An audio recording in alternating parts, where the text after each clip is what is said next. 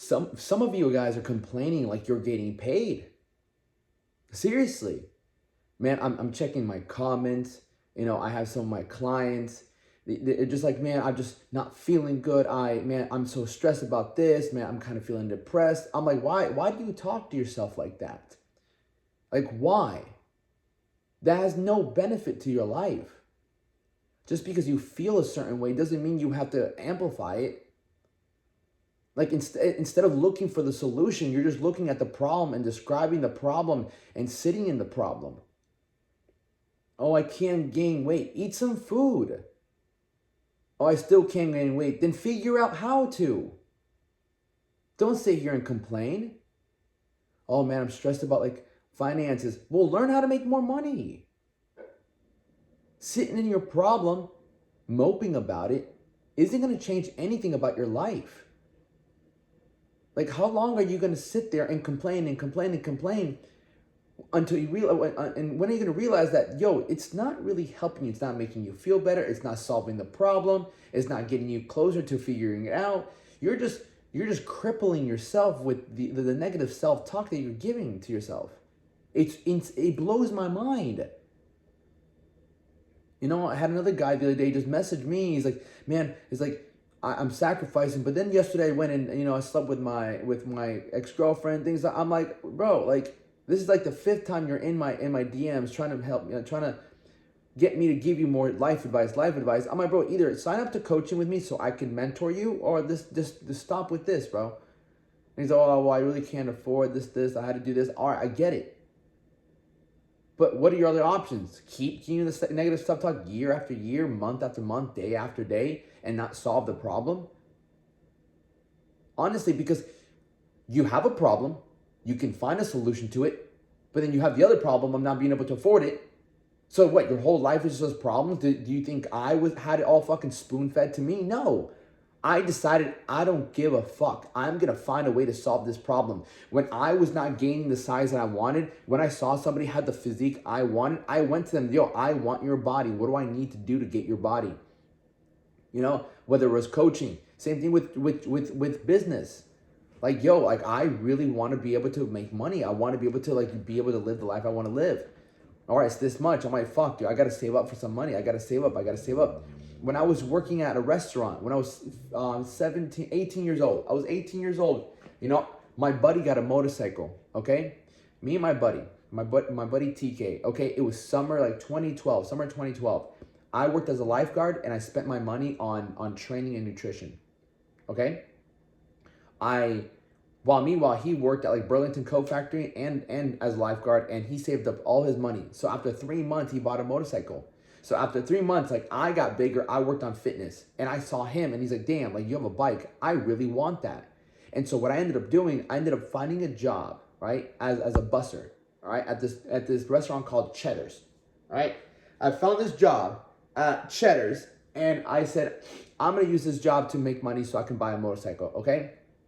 I was making 500. I was making like $500 a week, right? $500 a week, 4 weeks, right? Five, like $2,000 a month. Not even, barely that actually, because it took me 3 months, right? It took me 3 months to save up $3,000 so I can buy a motorcycle. During that time, I'd wake up, I'd go to school from 7 a.m. to 3 p.m., right? From 3 p.m., I'd come home and I'd eat a meal. From there, I'd go to the gym. I'd get to the gym around 4:35, right? Work out, drink my protein shake, and go work from like 6 to 12 to midnight. I'd work, I'd drive back home, go to bed, and go back to school. I was doing it like 5 days a week. And on the weekends, I had no weekends. It was my senior year of high school. I was like, I don't care about my weekends. All right? I don't care. I really want this motorcycle. My dad kept taking the car away from me. Like, my dad bought me and my brother one car, right? It was a 1994 Toyota Corolla. It was like a Camry. It was $2,000, right? And it was in nice condition, right? And I would drive, and my brother wouldn't drive it. But then my dad would take it away from me. He'd take it away from me just because my dad at the time was a dickhead. He'd just take it away from me. I'm like, no, you can't go out. I'm like, yo, like, let me just look at my, like, and that's why I started wanting to get a bike as well. I'm like, bro, I don't want to keep relying on my dad. Like, he's going to take it away, this. At times, I'd have to call my buddy. Hey, bro, Mikey, can you come pick me up and take me to work? Because my dad took my fucking car. You know, he'd take me to work. And I was just grinding. I was like, I really want this bike. I really want this bike. I want this motorcycle. And I was a savage because it was, at one point, it was my girlfriend's birthday. I'll never forget. It was my girlfriend's birthday, and I didn't buy her anything. That's how bad I wanted that motorcycle. I said, I just didn't get her anything. I didn't even get her fucking flowers. All I wanted her to do was save up fucking money. I was like, I want this bike more than anything, and I won't even get my girlfriend flowers. Was that a fucking dick move? Absolutely. But I wanted this bike more than anything. And so I just didn't complain. Like, my dad was taking my car away. I didn't want it. I was like, let me get to fucking work with anything. When I moved to Gainesville, when I had $300 fucking to my name and I had a bad relationship, I'm not sitting here moping out like, damn, like life sucks. Like, now I'm living here with no job. I was like, no, fuck it. Let me get a valet job. Let me see what I can fucking do. Right? I need to get my money up. Valet job. What can I do? I really don't want to work for somebody. Let me make some quick cash.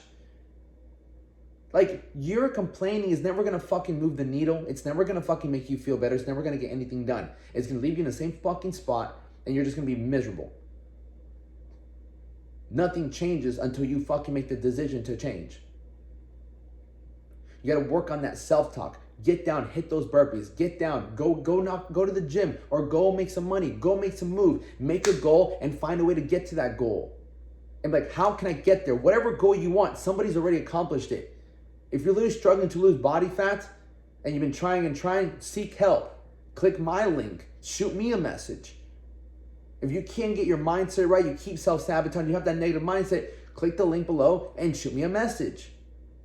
Like, your two options are stay where you're at, don't fix anything, complain, be a little fucking bitch, and fucking realize that your life is all this horrible thing when it's really a fucking gift, and don't do anything about it, or take action, find someone that you're inspired by, that motivates you, that has a life that you want to live, or thinks the way you want to think, has the physique you want, and go talk to that person and see what you can do to get their advice or work with them.